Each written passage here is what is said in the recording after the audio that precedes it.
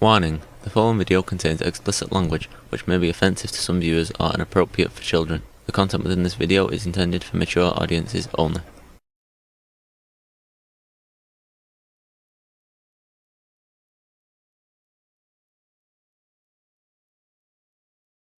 Disclaimer. The views and opinions expressed in this video are those of my own and do not necessarily reflect the views or positions of any other person or group of people. They do not purport to reflect the opinions or views of any group of people, person, or fanbase or its members. This video and the presentation of material therein do not imply the expression of any opinion other than mine.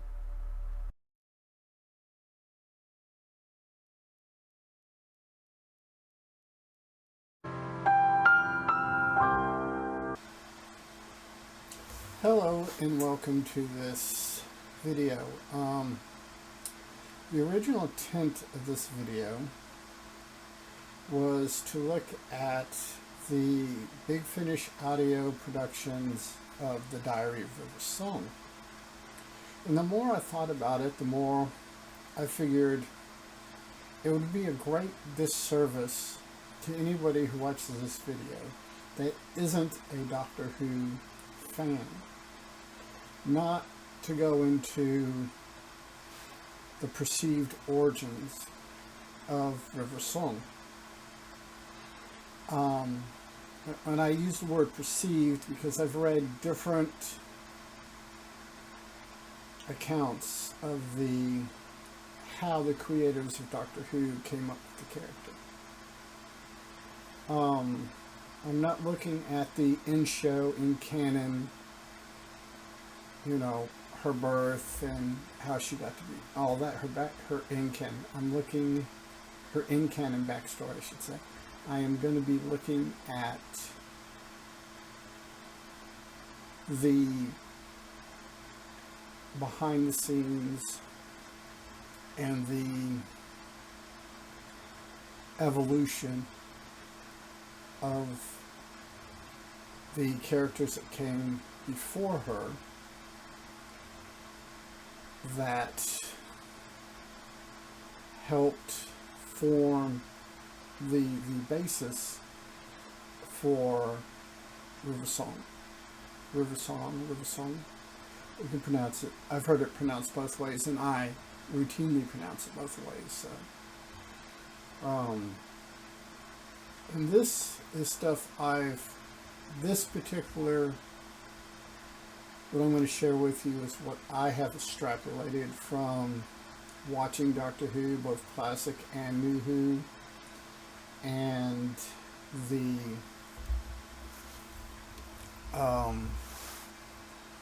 listening to different Big Finish audio productions and the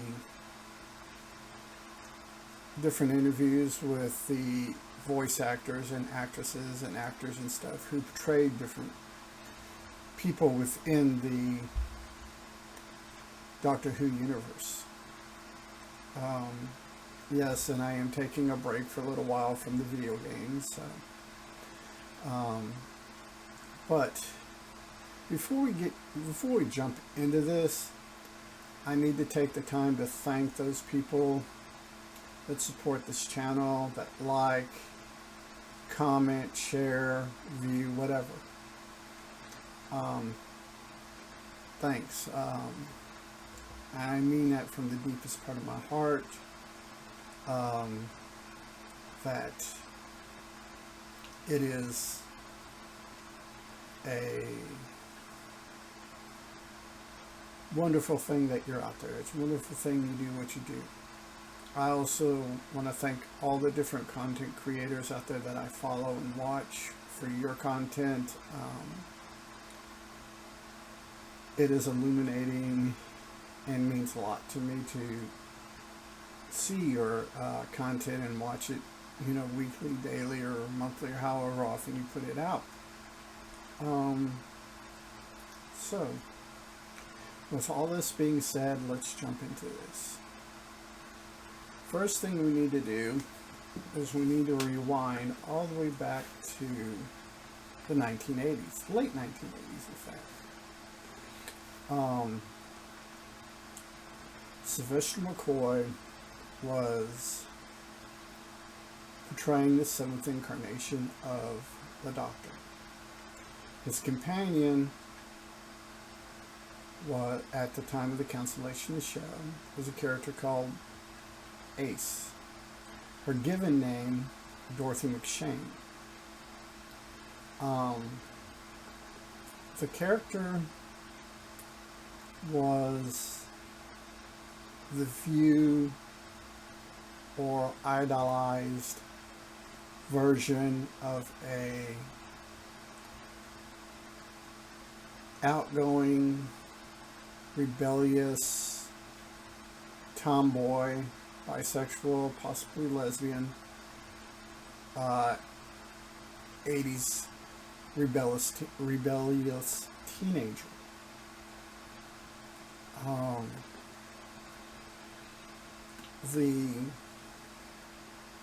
Her portrayal was cut short in 1989 when the show was canceled.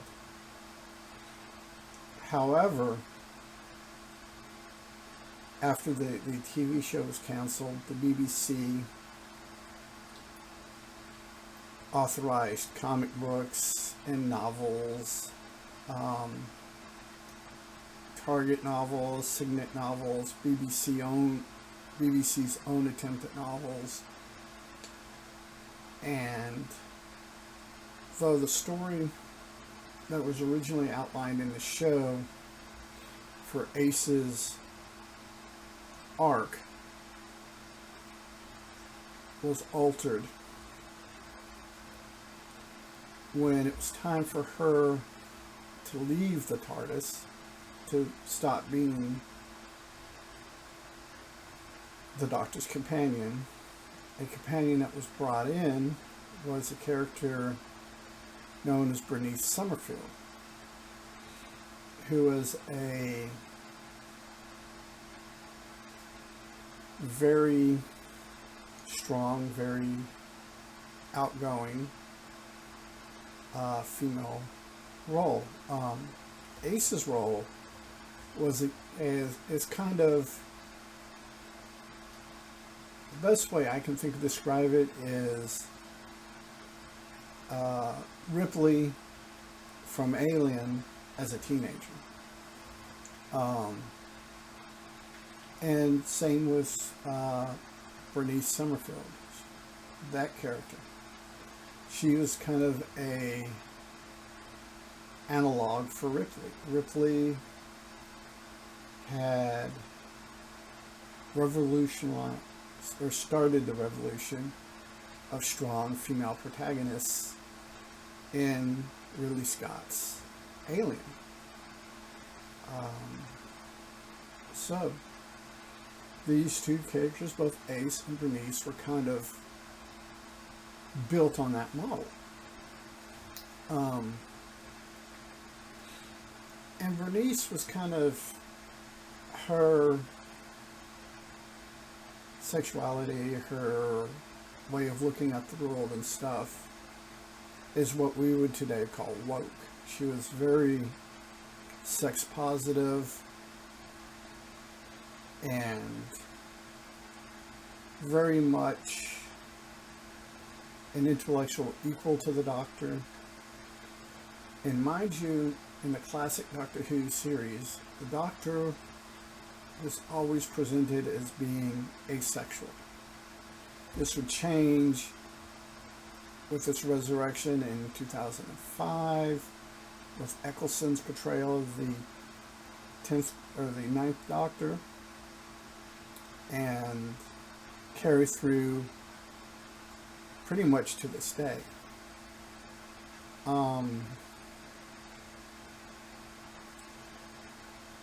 Bernice Summerfield had never, because of the cancellation, had never got her appearance on TV.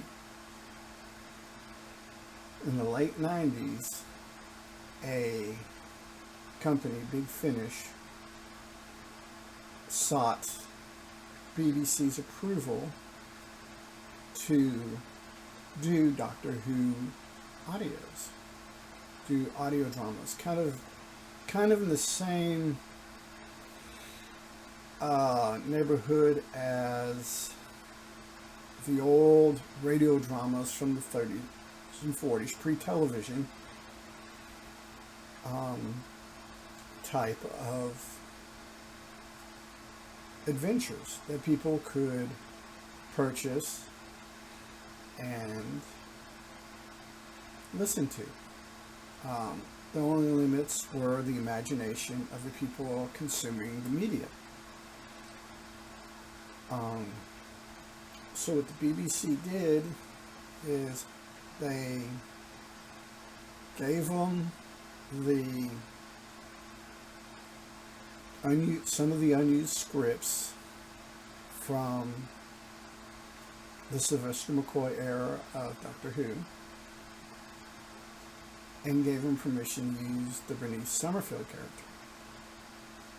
So what they did is they sat down, retooled these scripts, and did the Bernice Summerfield audios, which you can still get on Big Finish, and are well worth it if you don't have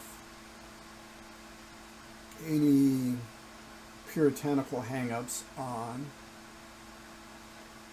sex, sexuality, gender,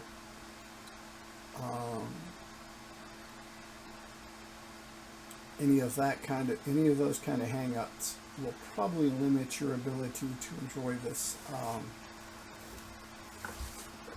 series, this character. And in the audios, one of the descriptions I've read on Reddit was that Bernice Summerfield is pretty much a gender fluid, sex positive, body positive, nymphomaniac archaeologist who occasionally saves the universe, which is a fairly good way of describing her if you've listened to the audios.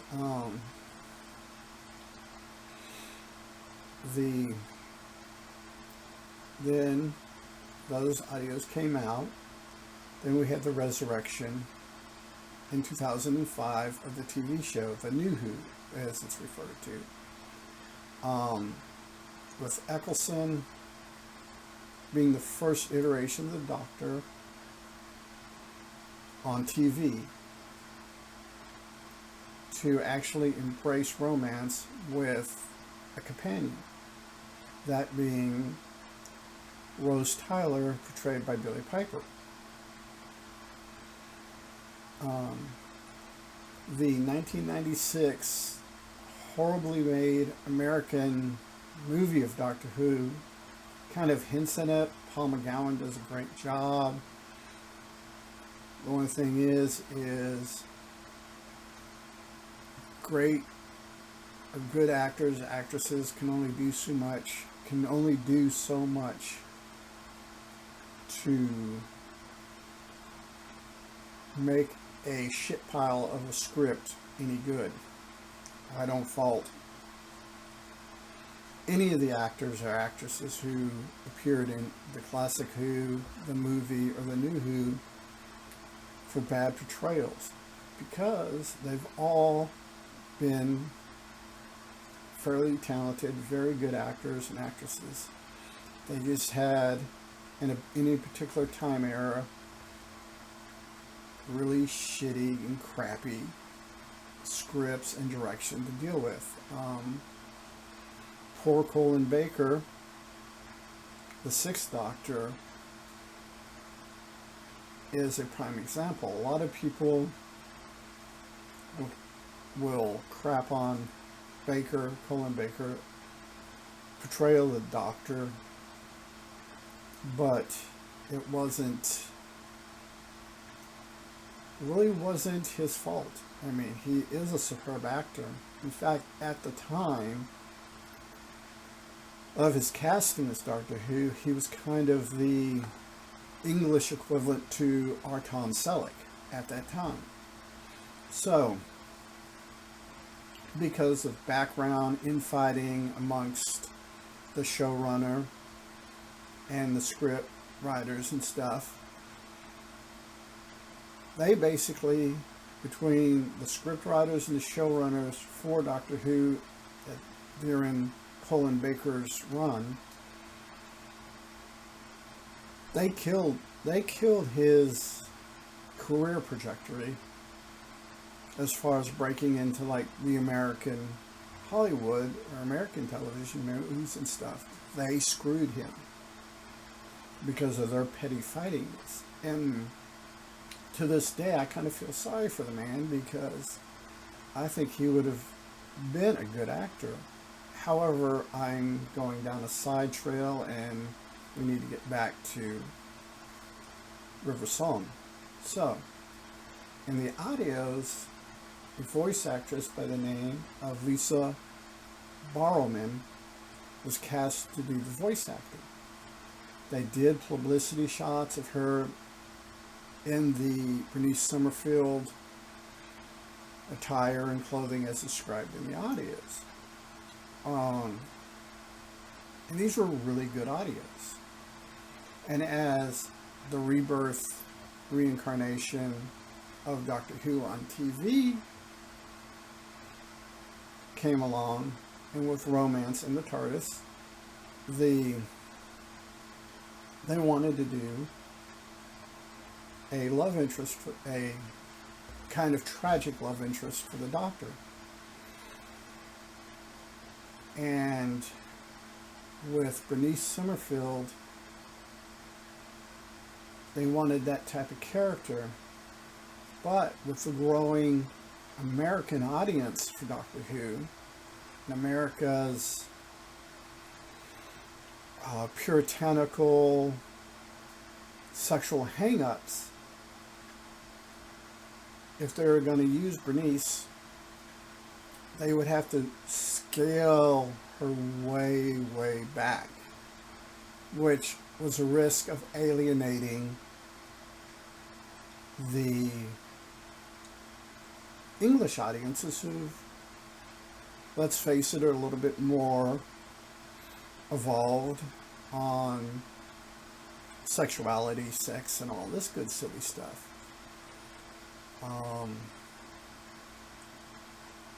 Than the people in America. So they used a combination of Ace, a combination of Bernie, and came to life with Dr. River Song, who first appeared during David Tennant's run as the 10th iteration of the Doctor in an episode called The Library.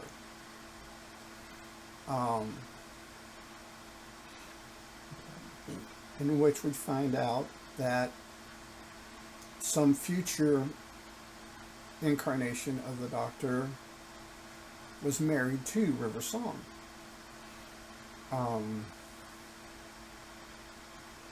And this was kind of a really good story.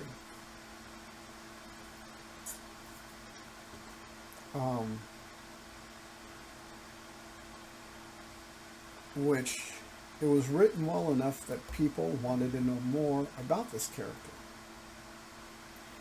So when David Tennant stepped down as the 10th Doctor, Matt Smith took over as the 11th Doctor, River Song's character was written in. She had a lot of the same traits that Bernice did. She was an archaeologist, self-confidence, was sex positive, was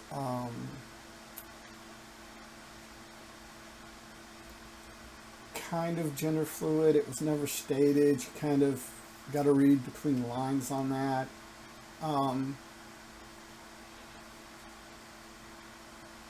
And her story played out through Matt Smith's tenure as the Doctor, and was concluded with Peter Capaldi as the 12th Doctor. And it was very heartbreaking and heartwarming all at the same time.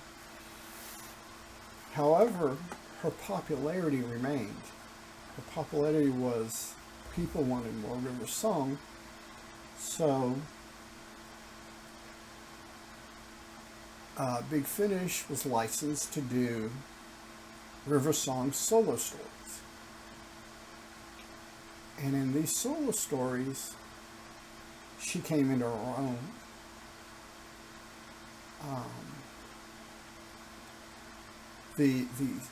That they spent the first couple series having her interact with previous incarnations of the Doctor, and through MacGuffins and plot armor, she always managed to find a way to make the previous incarnations of the Doctor forget about her.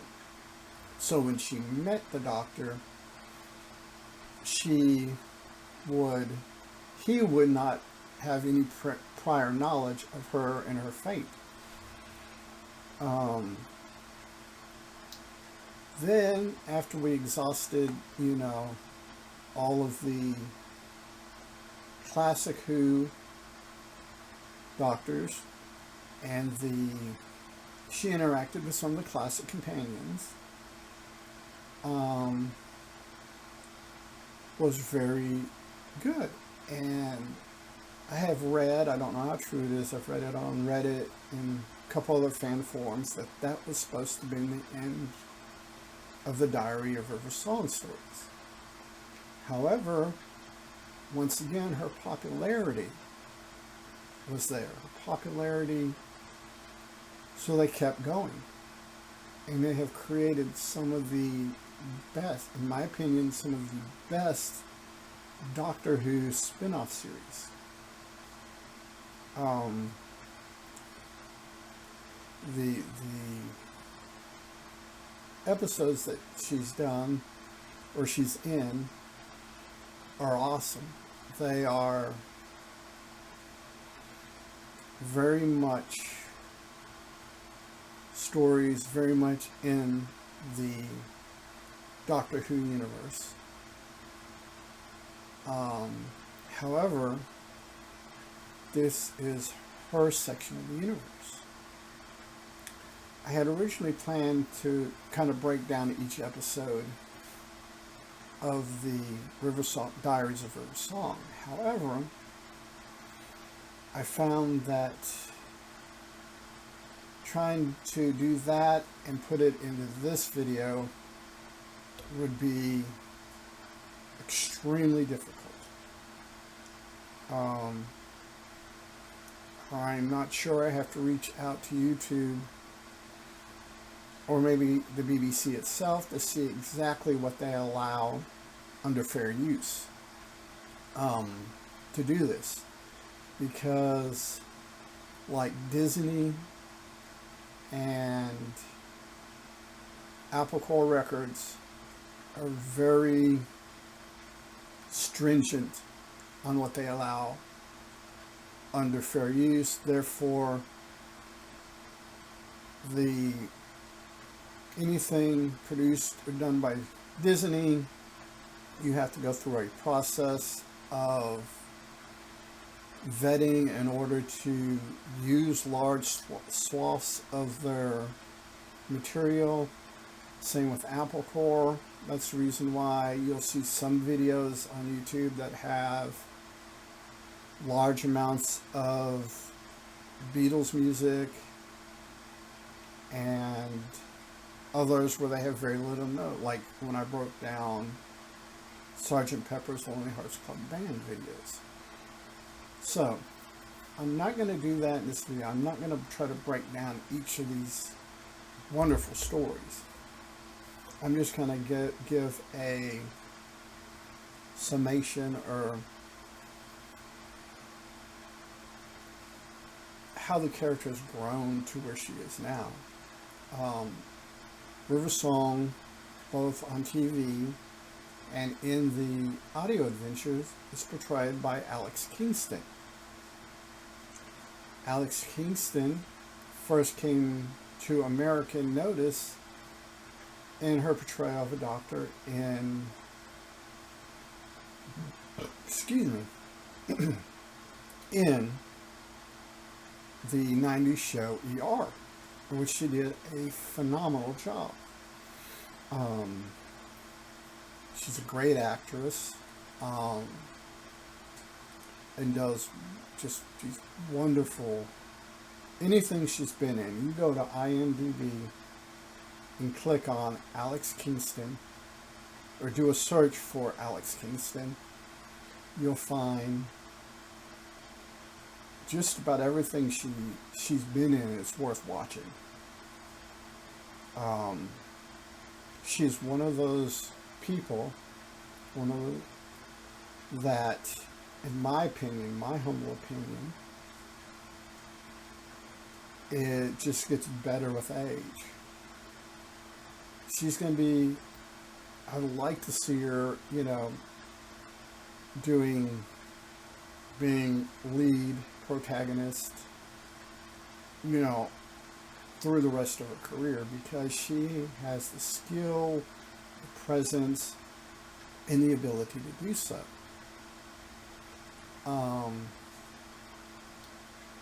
And she's very, from what I've seen, interviews I've seen of Miss Kingston, she is, in a lot of ways, her character. She's an embodiment of her character. And that's probably why she does it so well. And she's just a great person. I mean, I've never met her, though I think it would be cool to sit in a coffee shop somewhere and discuss just life in general,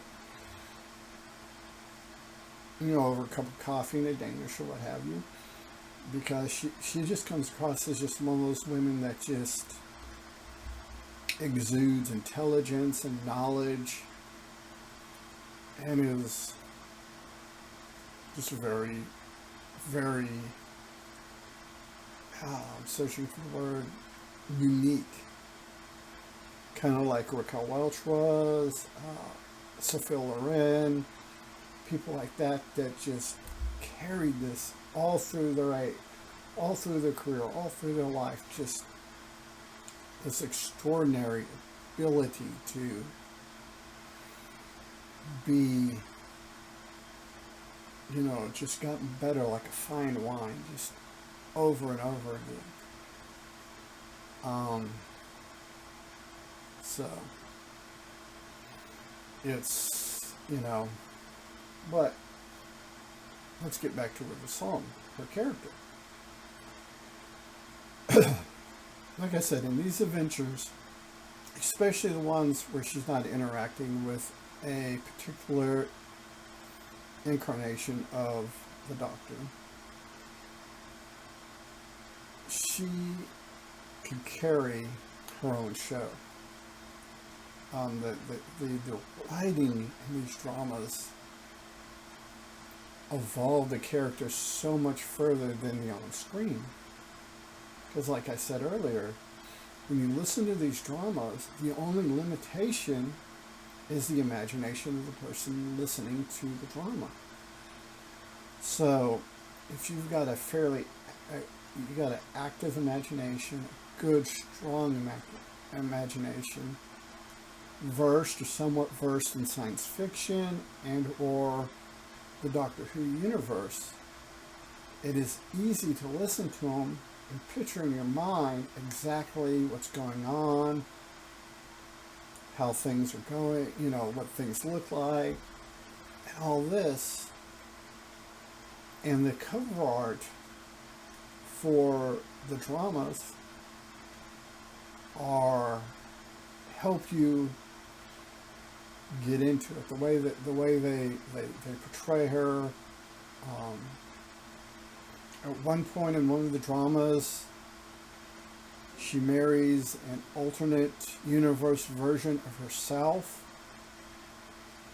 and it's well written.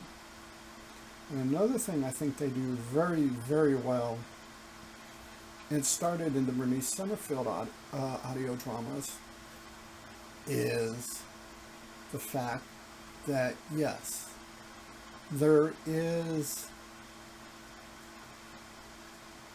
a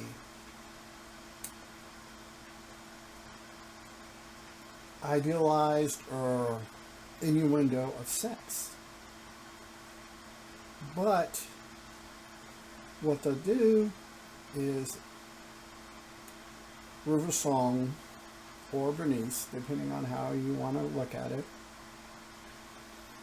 hooks up with somebody, then it cuts to another scene, something else going on in the story, and it'll cut back to afterward. You don't get any descriptions, any gratuitous, you know, things about penetration or breasts or love or lust. You always, when it cuts back to like after the act, or cuts back to post-coitus, usually the main character, whether it be River Song or Bernice, will make a comment along the lines of, well, yeah, you know, there are yoga masters that wish they could turn and twist like you do. You know, just things like that. And that's where they leave it. There's boom. And they let your imagination fill in the blanks.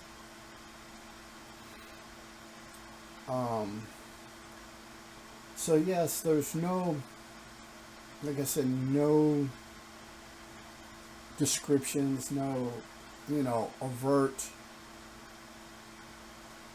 things, no, you know, no graphic sexual content. However, a throwaway line or something afterward is suggestive of a sexual act or something, you know, that was enjoyed by all parties. And this, to me, is better than having graphic depictions, graphic, you know, letters to penthouse type descriptions of sexual acts. It's just not there. It's one of the, just, you know, it's that this throwaway comment or this throwaway line is designed to let you know what was and what wasn't going on. In fact, in the Diary of River Song drama titled Friend of the Family, River Song is having a discussion with one of the other characters about sex and sexuality. And she makes the comment of, I play for all the teams in all the sports. Which is a very positive thing, a very good thing.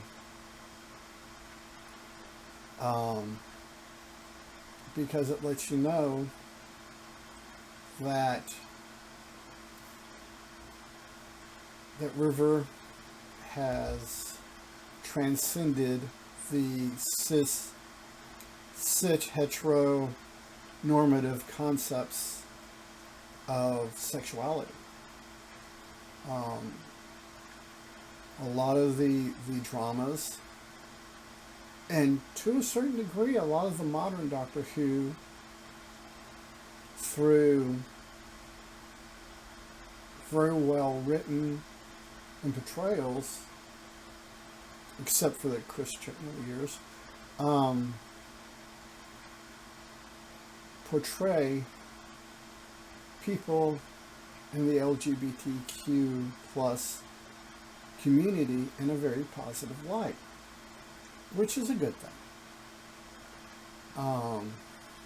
So yes, these, from an American standpoint, the general puritanical chains that are slowly being broken by the American public. At some point, I think we will evolve, maybe even catch up to our European counterparts as far as views on sex, sexuality, gender fluidity, all those things. But the Diaries of River Song are something that, along with the Bernice Summerfield audio dramas, are very good. Jumping back to the character of Ace, who it has been canonized that her given name is Dorothy McShane. However, in some of the novelizations in the late 80s and 90s, she is referred to as Dorothy Gale, as her base inspiration for her character was Dorothy from Wizard of Oz, not of the Oz, of Oz, Wizard of Oz. Yeah, so it is this wonderful, illuminating, well-written portrayal of how people and places and things are portrayed. How acceptance in your European community and by those people in America that have evolved past these puritanical chains that hold us to a large degree to cisgender heteronormative sexual activities, or vanilla sex, depending on what circles you play it in. And is, in my opinion, something that if you can overcome your hang-ups, move past them, set them to the side, that the subtext, well, not always subtext,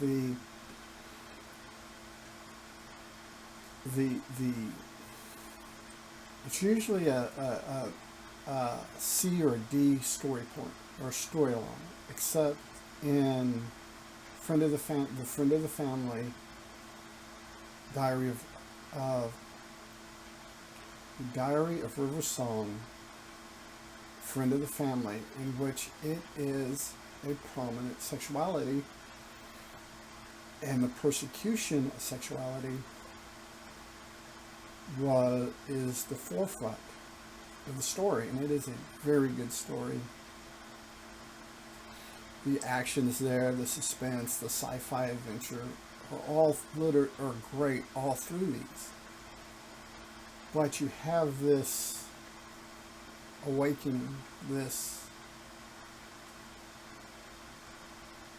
evolution of how we should think about, not how we should, how different people from different places, different parts of the world, even our brothers and sisters in England and Ireland and Scotland and Wales and Germany and France, Italy and what have you, view sexuality view how somebody's sexuality is not an important thing.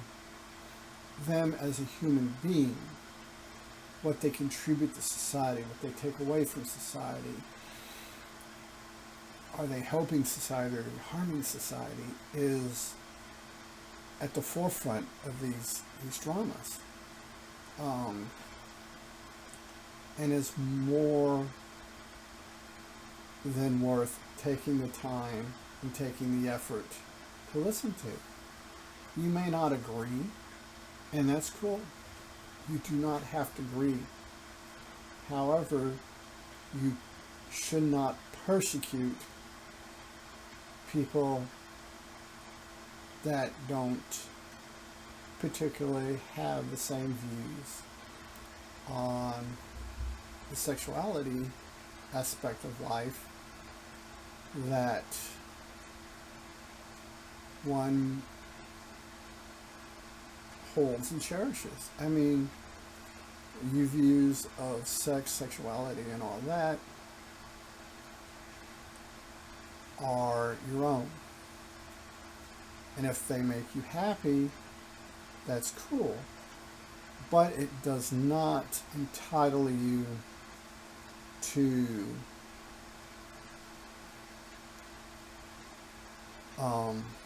persecute those that have different views. And a lot of it is, especially in some of the earlier song, Diaries of River Song, it's more about understanding that there is certain behaviors that are best kept behind doors. And it also goes into the demonization of or by the LGBTQ plus community of cisgender heteronormative people. And it looks at both sides of the coin equally. That yes, your heteronormative cisgender people do persecute. They do these horrible things. However, on the flip side of that, there have been horrible atrocities that have been committed against the cisgender heteronormative communities. And it looks at how persecution by and from both sides of the sexuality coin are wrong. It is,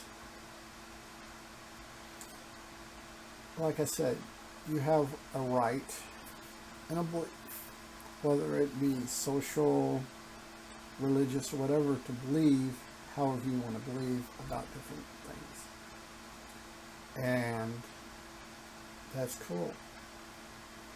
But when you take it upon yourself to prosecute, persecute, dehumanize people that don't see eye to eye with you, it's wrong. And another thing that these audios get into is basically it reflects on the liberal American purity tests. That's one thing that is destroying liberal America, is these purity tests that have come about in the last 15 to 20 years. It focuses on those, that simply because somebody may have a different opinion on one, maybe two different things, that you can't accept them because, well, they're not pure, they're not with the cause, they're not this. and it looks at that as well. And it does it through aliens and robots and things like that. However, the message is there that somebody who's your ally is your ally. You may have different opinions in the details, but they're still there to help and support you. What they do in their personal lives may be a little bit different or extremely different than what you do in your personal life. However, this purity test nonsense that is extremely prevalent in America needs to go away. So yeah, it doesn't paint everybody from every view as good or bad. It points out the inconsistencies on both sides of the coin, you know, and how by having things like purity tests and stuff like that, you're hindering your own evolution, your own thought process, your own enlightenment. So yeah, it's interesting. Like I said, I will probably go back at some point and be more detailed on especially Ace,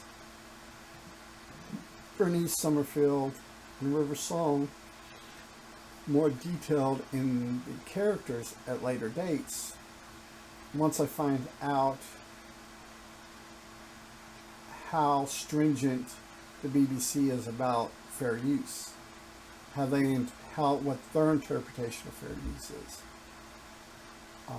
So until next time, I hope everyone is doing well. Hope everyone's Christmas holidays, New Year's holidays, Yule holidays, Kwanzaa,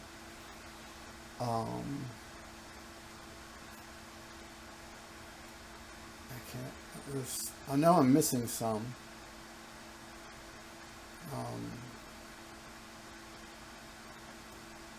Kwanzaa, Christmas, Yule, not Passover. What is that? I can't get I hate it when my brain goes crazy like this. Not Yom Kippur.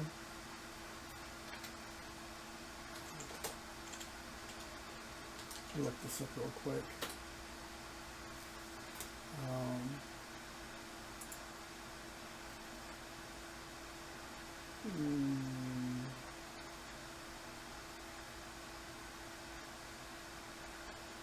Rosh Hashanah, Yom Kippur,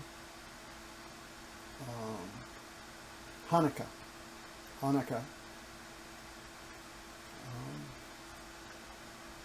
That's the one I was looking for. For some reason, my brain kept pulling up Yom Kippur, which I knew that wasn't for this time of year. And Passover is spring. But I hope all your holidays and all your whatever holidays, whatever traditions you celebrate went well. So until next time, be safe, be good, peace.